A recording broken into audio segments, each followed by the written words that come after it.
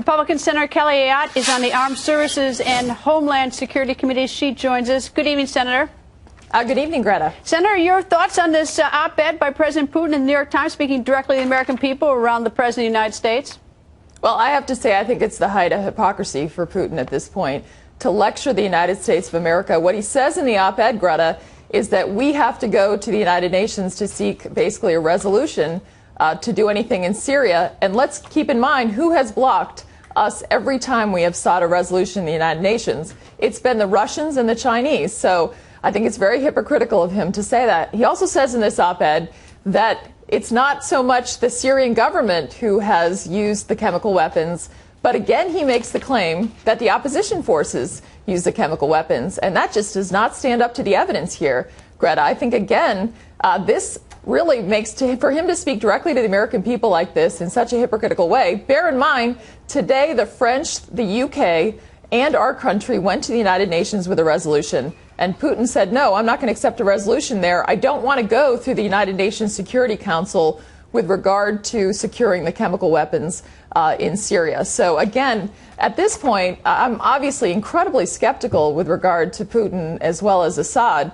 I hope for the administration's sake that they are able to get the Assad regime to give up its chemical weapons in some verifiable way. But as you identified, I don't know how we verify that they've done so. All right. And the paragraph that what you're referring to in the op-ed about the poison gas is what President Putin says. No one doubts that poison gas was used in Syria, but there is every reason to believe it was used not by the Syrian army, but by the opposition forces to provoke intervention by their powerful foreign patrons, that would be us, who would be siding with the fundamentalists. Reports that militants are preparing another attack, this time against Israel, cannot be ignored. So this, I mean, he has certainly stated his position, which side he's on this, rather than sort of in the middle trying to resolve this and try to put the lid on it.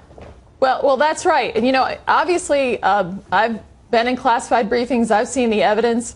I'm convinced that the Assad regime did use the chemical weapons. And I just saw a report as I was coming over here that the United Nations report that's going to be coming forward is going to confirm that. So again, for the Russians to say that somehow the Assad regime didn't use the chemical weapons, that just doesn't fly in the face of the evidence.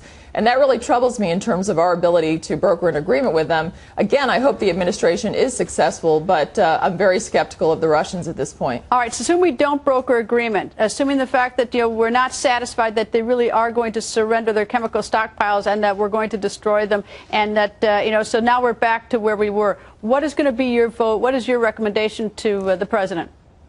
Well, I came out today after hearing the president's speech last night. Here's been my problem from the beginning. I believe we do have interests, obviously, in Syria with regard to the involvement of Iran. And so that's why I also find it hypocritical when the Russians talk about foreign patrons. They have been giving arms to the Assad regime, as have the Iranians. So we do have interests at stake in Syria. But I've just been concerned about the fact that it's been an inconsistent and incoherent strategy by this administration, and for us to authorize military force at this time when we've seen so many inconsistencies, including the one that Pat Buchanan just mentioned. You know, it's going to be unbelievably small at one point. It's going to obviously not, as the president said last night, that we don't do pinpricks. I need a strong plan. It has to be part of a cohesive strategy before we use military force in Syria. All right, today's September 11th, very dark day in our history, both 12 years ago, but also just a year ago. And you've written two letters with your colleague in the Senate, one to the FBI director and one to the president of the National Congress of Libya about Benghazi. What did you write and why? Well, obviously, this is the one-year anniversary of September 11th last year, Benghazi, the attack on our consulate when we lost those 4 brave Americans. And at this point, I'm just troubled that we've not brought anyone to justice. And a recent New York Times report basically said that those that have been indicted for these crimes, including Ahmed Khattala, that we're not pushing, our government has not been pushing the Libyan authorities in the way that we could to bring them to justice, and that the Libyan authorities have not been cooperating in the way that they should, particularly what we did for that country. So today I wrote a letter with Senator Graham to the Libyan president saying, please cooperate. We expect you to cooperate. We demand for the relationship between our two countries for you to cooperate with American authorities. And we also wrote the director of FBI to say, how come you're not pushing the Libyan authorities to bring those terrorists to justice, because the victims deserve that. And if they don't cooperate, Libya, having written this letter and they just they ignore it, what are you going to do then? Well, I can tell you that we're going to continue absolutely pushing this, because this is a matter of bringing really the president following through on what he said of bringing these terrorists to justice.